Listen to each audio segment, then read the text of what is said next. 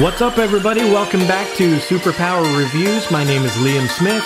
Today we're going to be reviewing the Diamond Select Gallery Collection Deadpool statue.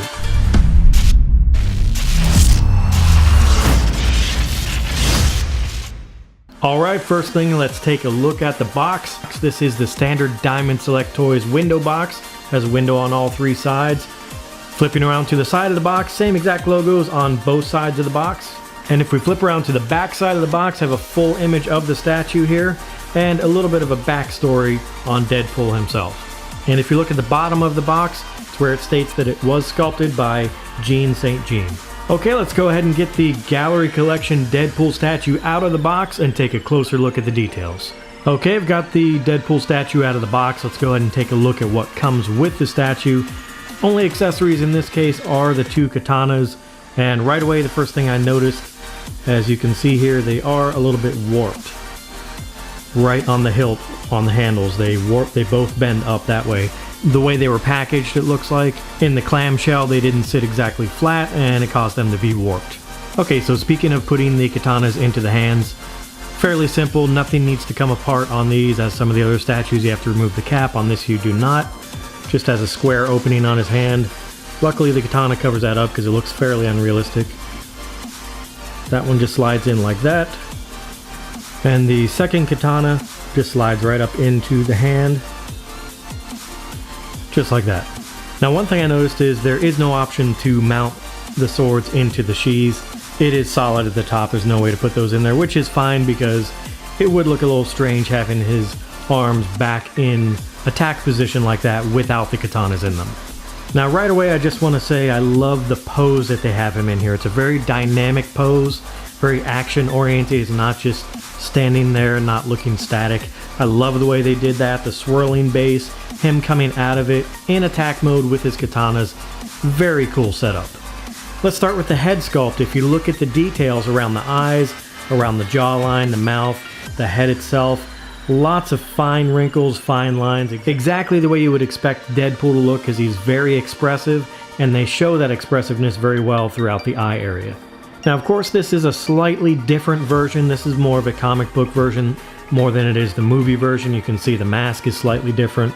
With the black around the eyes is a little bit larger. Definitely a different Deadpool, but a very cool look to it. Speaking of that, if you go a little further down the suit, they went with a very muscular structure on this one. You can see going down the chest area and the legs, lots of muscle tone, and also lots of really great shading throughout the muscles too to give it definition. They really made that pop out. And speaking of the fine details, the belt and the pouches around the waist, around the legs, even the fine details on the leather. Look at that, the shading on that, the aging, the battle damage around all the leather pieces. They look very worn, and I love the way they got the buttons with the wrinkles around them, just like it would do if you buttoned a leather flap down. Very realistic and very detailed. I love what they did with that. Now, of course, the color scheme on this is red and black because it is Deadpool. That is his colors that he is known for. But I like what they did here throughout the sides of the legs and the shoulders. It's more of a charcoal color. Has a little bit of darker black shading within the muscle structures and within the fine lines. And there's plenty of battle damage in there too as well. But the main thing I'm seeing here is lots of highly detailed shading throughout the paintwork. The paint apps overall throughout the entire statue are done really well. So if we flip around to the side of the statue, you can see a little bit more of that dynamic pose I was talking about. You see how he's lunging forward. Very cool look to that. And you can also see some more of the details on the pouches. Just look at the fine details on the straps, the buckles, everything around these leg pouches. It's just an incredible amount of detail for such a low-cost PVC statue. And flipping around to the other side, same thing, just showing more details of all the pouches, the accessories, even the metal canisters that they have on the back here. Once again, it's on the back of the statue. One of those additional details that didn't have to be there, but they've got details 360 degrees all the way around the statue. Very impressive. Speaking of the details in the sculpt, the muscle structure I mentioned before, there's battle damage, but they also put even the veins going throughout the muscles in the arms, you can see right here. And if we flip around to the back of the statue, you can see the katana sheaths right here. Lots of nice detail throughout that. Now, I did mention before about the hilt on the katanas being warped. You can see that a little better from the back here, but once again, once this is on display, you'll never really see that. Now if we move a little further down, again, details all the way down the legs, even the very unique tread on the bottom of the shoe here. They went ahead and sculpted that into the shoe, even though once again, from the front angle, you'll probably never see that. Now if we move a little further down to the base, this is where it becomes very unique to this statue. I've never seen a base like this on a Deadpool statue. They have a very cool metal copper looking finish on the base here with what looks like green lights around the edges. Great sculpting work on this. You can see all the little fine details in the metal, the scrapes, the flaws that you would see in a soft metal like copper or brass. Then up here, of course, you have this swirling cloud, which is a really great sculpt.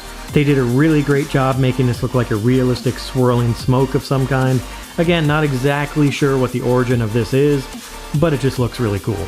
Alright, now that we've gone over all the details of the statue, the best thing to do now, of course, as always, is go ahead and give you a 360-degree view of this. We'll scan around, get some close-ups, and show you just how incredible this Diamond Select Deadpool statue is.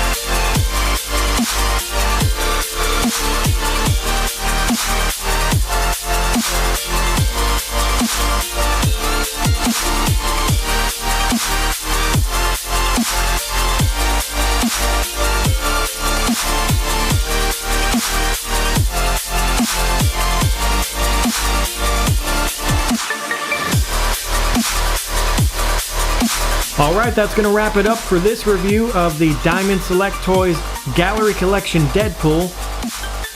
Go ahead and leave a comment below, let me know what you thought of this statue, and of course don't forget to subscribe, that way you won't miss any upcoming new content. Thank you so much for watching, and I'll see you on the next video.